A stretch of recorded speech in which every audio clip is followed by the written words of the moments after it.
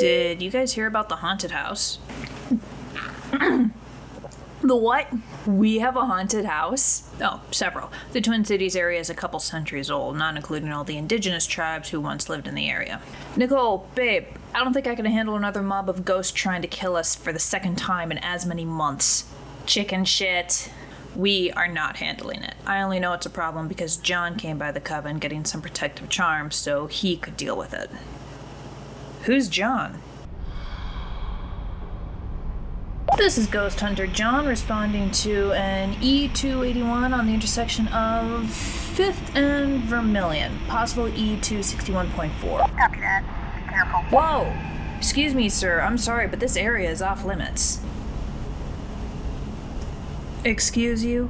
Sir, everyone who has stayed in that house in the last decade is either dead or dying. It is almost certainly haunted, and I suspect by the ghost of a witch, which makes it even more dangerous. I know, that's why I'm here. Dangerous ghosts and ghost hordes are my jurisdiction, and that of my wild hunt.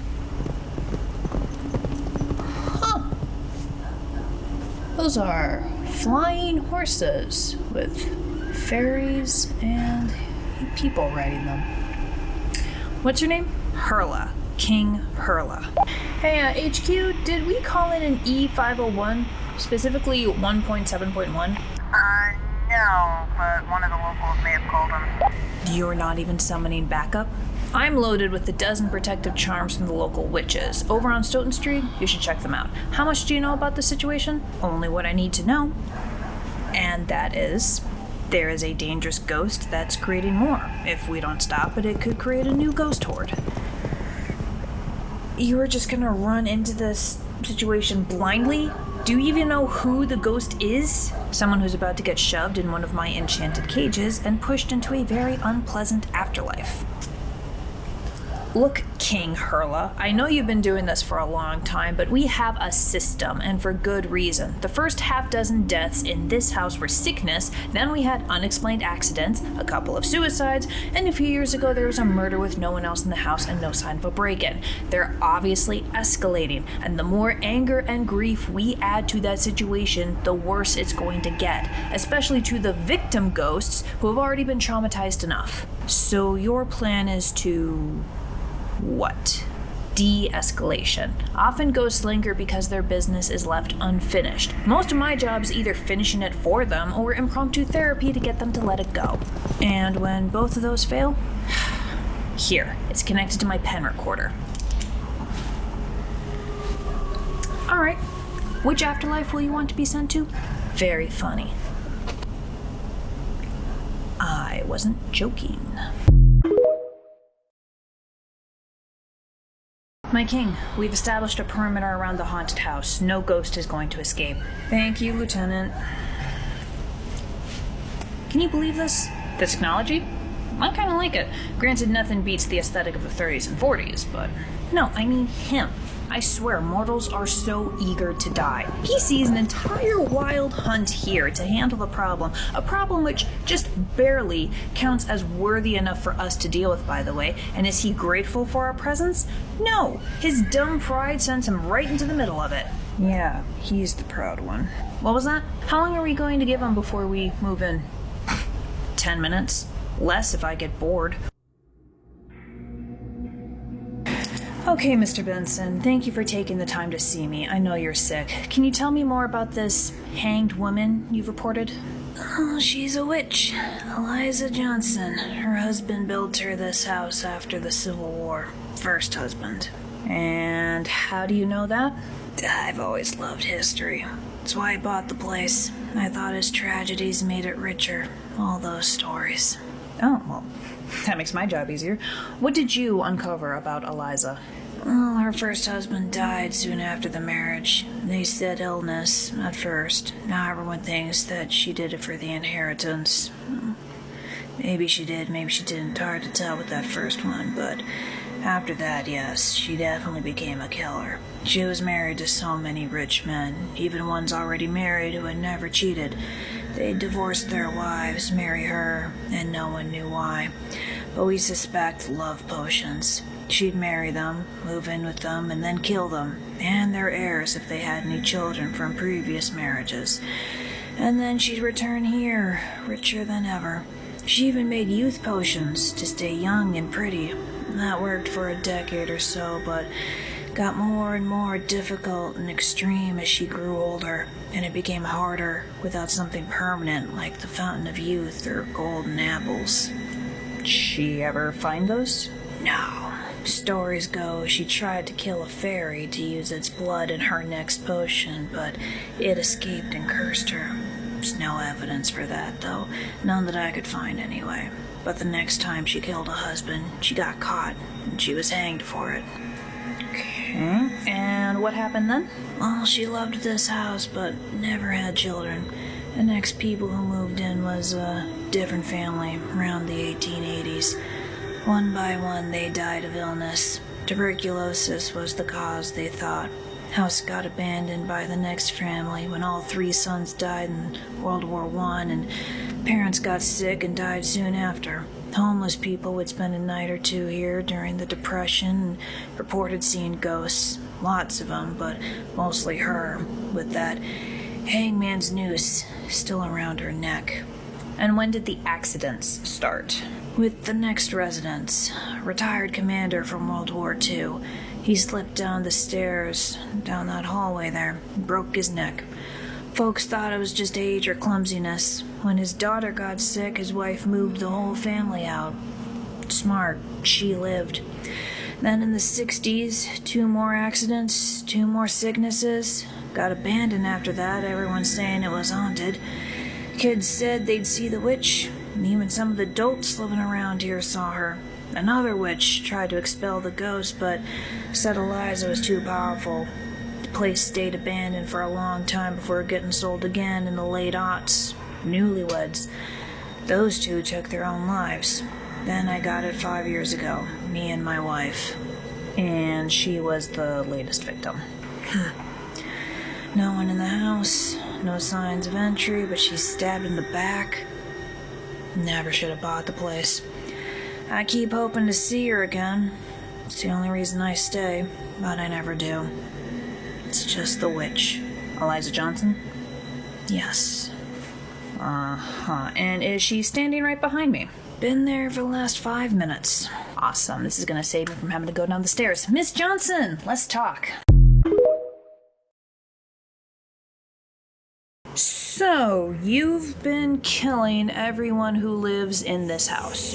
It's my house. They have no right to be here. Right, yeah, but you were also killing a bunch of people before being a ghost. Outside of the house. What else was I supposed to do? There aren't many ways for women to thrive in this world. I am not going to argue about the sexism of Western civilization, but killing, let me see here, 4 husbands and 3 stepchildren in life, and then every other person who's tried to make a home here in death, man or woman, dead or alive, that's considered a dick move. I just want to know why. I mean, you're not letting any of the other ghosts here move on. Because they're my army. Your army. For what? I was one of the richest, most powerful people in the state when I was alive, if not the country. I will be so again, even if I am dead. Are you taking notes? Uh-huh. Why? Well, I do have a body cam, of course, but this makes it easier for me to remember everything. I'm recording a recent descent into madness. See, this is why I don't let mortals join my wild hunt. They're far too impulsive and reckless. He just walked right in there like he's gonna stop anything. What is your plan for taking over the state as a ghost witch? What comes after that? Well, obviously, I rule as queen. Right, but Minnesota is just one of 50 states. I don't think the federal government is going to like that much. They'll have to. I'm not like the leaders of the Civil War. They can't kill me again. No, but there are other ways. We'll circle back to that, though. What would you do as Queen of Minnesota? Like, what type of policies or laws do you plan on passing? I assume you're gonna close the pay gap between the genders, give paid maternity leave, put more resources toward breast and ovarian cancer studies. Well, sure. But I'll only give them that if they give me what is my due. Okay, so it's not so much about establishing a safe space for women to thrive in this world as it is about getting more power and money for yourself. Got it. And why shouldn't I? Because people like living? The ones you've killed in this house, they don't willingly follow you, do they? You have to exert a lot of magic and energy just to keep them obedient to you, don't you? To force them not to move on. If they want such a reward, they need to serve their queen first. Right. Okay. So the only thing that is making this house so dangerous is standing in this room. This master bedroom on the second floor. West side. Overlooking the gardens. Oh, shit. Cage? Yes. What is so hard to understand? Why are you talking like that? Jeez Louise, I thought you were going to use the stairs. This is both faster and more dramatic. Hello. This is why I don't like working with wild hunts. I have met peasants more worthy of the crown than you. Enjoy your afterlife. I doubt it will be pleasant. Ugh, there's glass in my hair. Yes, that's because you broke through the window. How did you even get up here? We're 2 stories high. My horses fly. Whatever. Eliza's trapped. What about the other ghosts? My men are already seeing them leave, but we'll go through the house to make certain none are left behind. I don't want to repeat all this in a century or 2. Thank you. All right, Mr. Benson, I am terribly sorry for the window.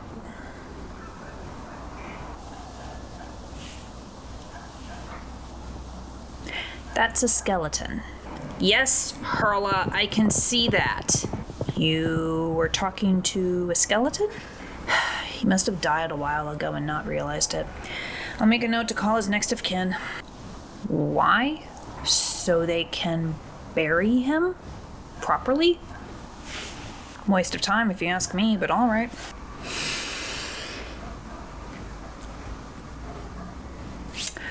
Are you this much of a prick to everyone, or am I just special? You are not special. That's the whole point. None of us are. If nobody's special, then everyone is. That doesn't make any sense. Look, when you lose your entire world in the span of a single weekend, you'll understand. Your lives are candle lights, and your deaths are just as insignificant.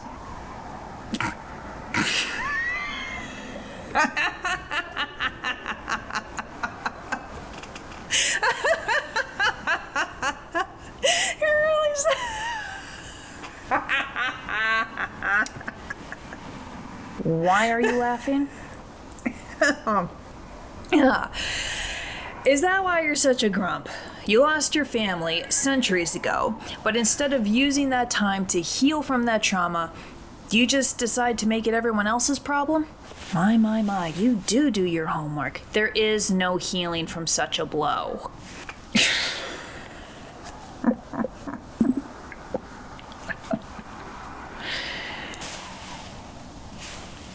What am I looking at? That would be my lovely wife, Marian, our 4-year-old daughter, Jenny, right there, and our infant son, Mark. This was taken about 3 weeks before Christmas break. We decided that they would drive to my in-laws while I was stuck at work for another hour or so that night. Drunk driver was coming at them from the other direction. None of them survived. It hurt. Of course it did.